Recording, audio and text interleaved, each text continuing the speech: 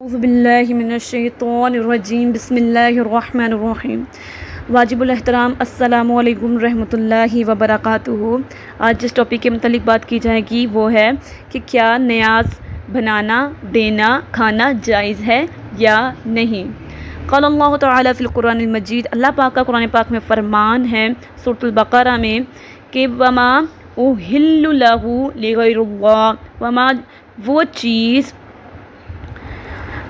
اہل وہ چیز اہل لہو جس پہ نام لیا جائے یا پکارا جائے یا اہل بنا دیا جائے لغیر اللہ، غیر اللہ کے، یعنی وہ چیز جو غیر اللہ کے نام پر دی جائے تو وہ حرام ہے۔ لفظ ما یعنی کیا تھا کہ وہ چیز کون سی؟ تو مفسرین اور علماء کا یہاں پہ کہنا ہے کہ اس سے مراد جانور ہے۔ کون سا جانور؟ وہ جانور جس پر باوقت ذبح غیر اللہ کا نام پکارا گیا ہو۔ تو اس آیت مبارکہ کے اگر سبب نزول کی طرف دیکھیں تو اس کا سبب نزول اگر دیکھیں تو کیا بتائیے کہ ایسا عمل کون کرتا تھا غیر اللہ کے نام پر؟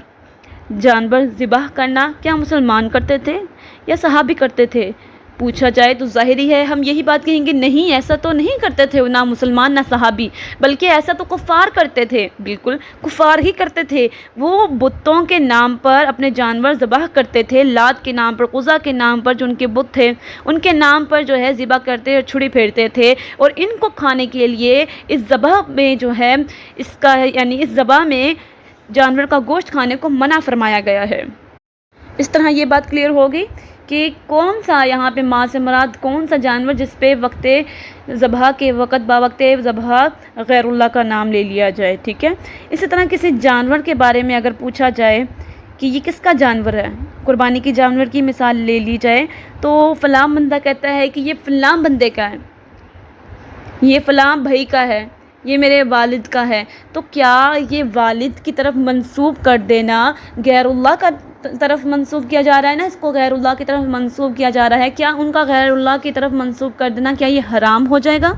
قربانی کی مثال دے رہی ہوں نا، پیچھے ہم نے کیا پڑھا ہے؟ ہم نے یہ پڑھا ہے کہ غیر اللہ کا جس پہ نام لے لیا جائے تو وہ کیا چیز ہے؟ حرام ہے۔ تو یہاں پہ اب بات اس کی مثال اگر میں آپ کو دے رہی ہوں، ایک کنفیوژن بھی ہے، کلیئر کر رہی ہوں کہ اب سوال یہاں پہ یہ پیدا ہوتا ہے کہ جب قربانی دی جاتی ہے اللہ کے نام پر تو کیا ہے کہ جب ذبح کرنے کے لیے جو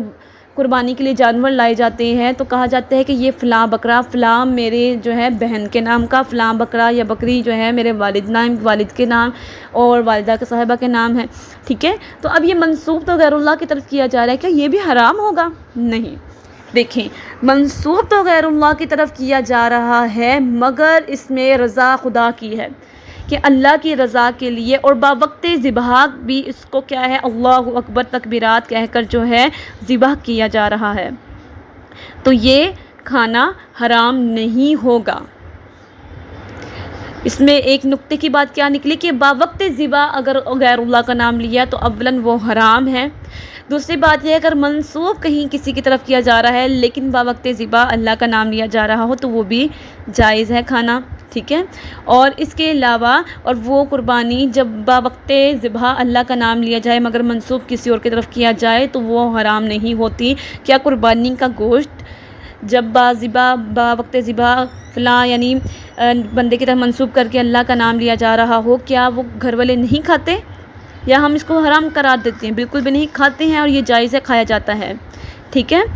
اور اسی طرح اگر بات کر دی جائے کہ یہ نیاز جو دی جاتی ہے عرف میں، یعنی نیاز کا مطلب کیا ہوتا ہے کہ اصل میں مطلب یہی ہوتا ہے کسی کو کھلا دینا، یعنی اگر ہم ثواب کی نیت سے فلاں بزرگ تک یہ ثواب پہنچا دیں تو عرف میں اس کو نیاز کہتے ہیں کہ یہ چیز یعنی منسوب کرنا، ٹھیک ہے، کہ یہ کھانا میں پکا رہی ہوں رضا خدا کی ہے کہ اللہ کی رضا کے لیے میں یہ بنا رہی ہوں کہ جہاں یعنی کوئی مسکین غریب کے پیٹ میں جائے تو اللہ مجھ سے راضی ہو جائے، اور اس کا جو ثواب ہے وہ میں فلاں بزرگ کو پیش کر رہی ہوں، ٹھیک ہے۔ تو اس میں بھی کیا ہے؟ یہ جائز ہے، حرام نہیں ہے، منسوب کیا جا رہا ہے نا، لیکن غیر اللہ کا جو ہے اس میں ذکر نہیں کیا جا رہا، یعنی غیر اللہ کا یہاں پہ نہیں پکارا جا رہا۔ اس کی کیٹیگریز کروں تو دیکھیے گا، کسی بھی کھانے کو حرام کہنے کے لیے اس کی حرمت کو ثابت کرنا لازم ہے، کہا جائے نا، کچھ اگر لوگوں کے نزدیک نیاز وغیرہ حرام ہے یا اس کو جائز نہیں مانتے، تو اولاً کسی کھانے کی حرمت بیان کرنے کے لیے اس کے لیے دلائل پیش کرنا لازمی ہے، کیونکہ کھانا ایک پاکیزہ چیز ہے۔ اگر آپ اس کو حرام کہتے ہیں تو اس کی دلیل پیش کیجئے۔ تو دیکھیے گا، اس کو مختلف کیٹیگریز میں تقسیم کر دیا گیا ہے۔ دو طریقے ہوں گے۔ ایک تو وہ طریقہ کار کہ جس کو اللہ کی جانب سے ہی کھانا حرام ہے، جیسے کہ خنزیر، ٹھیک ہے، یہ وہ جانور ہے جس کو اللہ پاک نے ہی حکم فرما دیا یہ حرام ہے، اور ایسے بہت سے جانور جس کا قرآن پاک میں ہی ذکر آ گیا کہ مردار، ٹھیک ہے، مردہ جو ہوگا اس کا بھی کھانا حرام ہے، اور خنزیر کا کھانا حرام ہے۔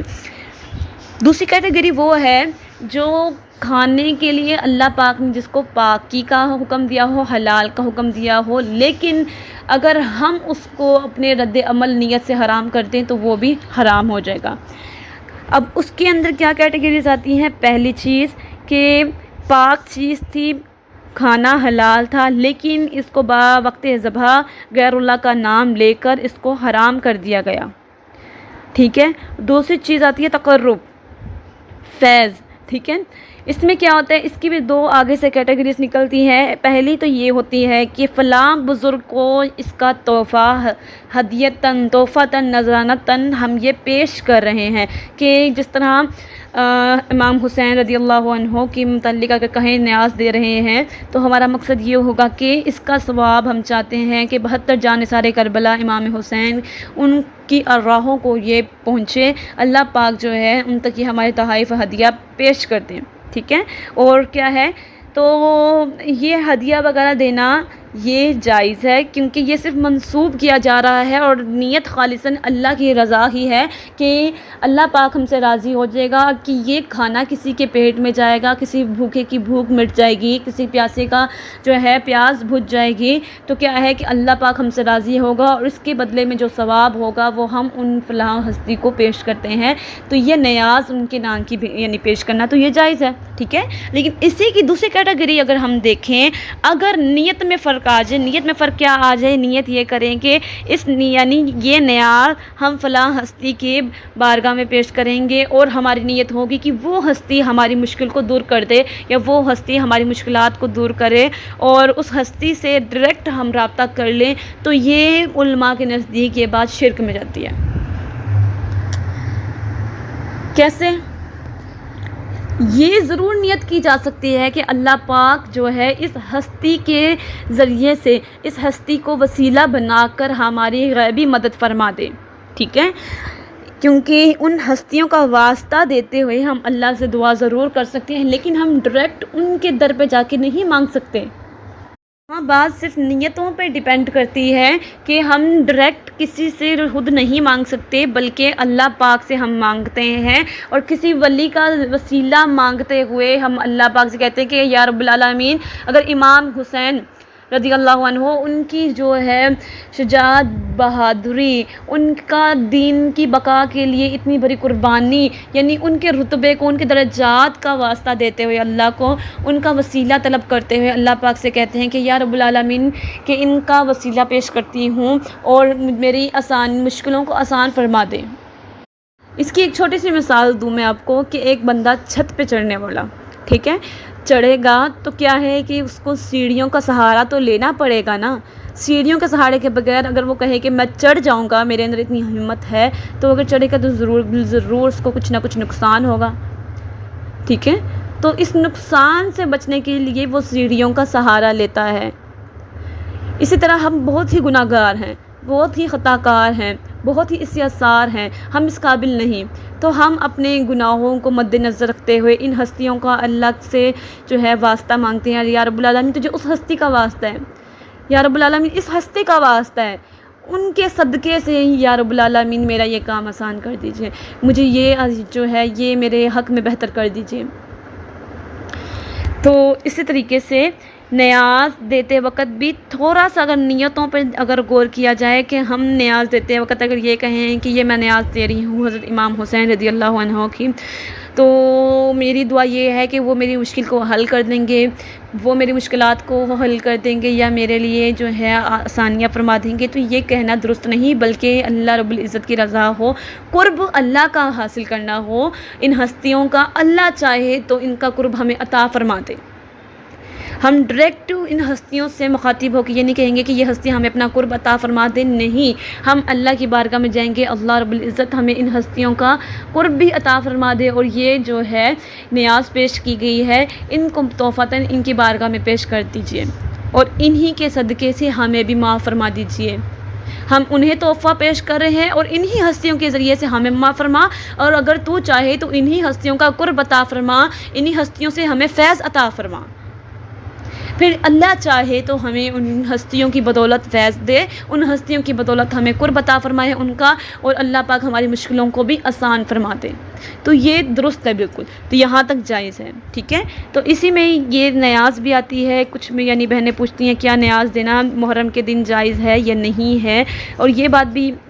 ذہن نشین کر لیجئے کہ نیاز دینے کے لیے کوئی دن مخصوص دین شریعت میں نہیں ہے کہ اس تاریخ کو ہی، اس دن کو ہی یعنی نیاز دی جائے، یا اس تاریخ کو، یہ دن مخصوص نہیں کیے گئے، جب دینا چاہیں دے سکتے ہیں، 10ویں محرم کو دینا چاہیں دے سکتے ہیں، 11ویں 12ویں 1 تا 10 تک دے سکتے ہیں جب دینا چاہیں، یا بعد میں دینا چاہیں تو یہ دے سکتے ہیں۔ اس کے لیے دن کو مخصوص کر دینا، خود پر واجب کر دینا، یہ بالکل بھی شریعت میں جائز نہیں، یہ خود پہ واجب کرنے والا کام، بلکہ یہ مستحب ہے، کرتا ہے تو ثواب ملتا ہے، نہیں کرتا تو گناہ نہیں ہے، یہ عمل مستحب ہے، ٹھیک ہے۔ بہت شکریہ آپ کا۔ السلام علیکم ورحمۃ اللہ وبرکاتہ۔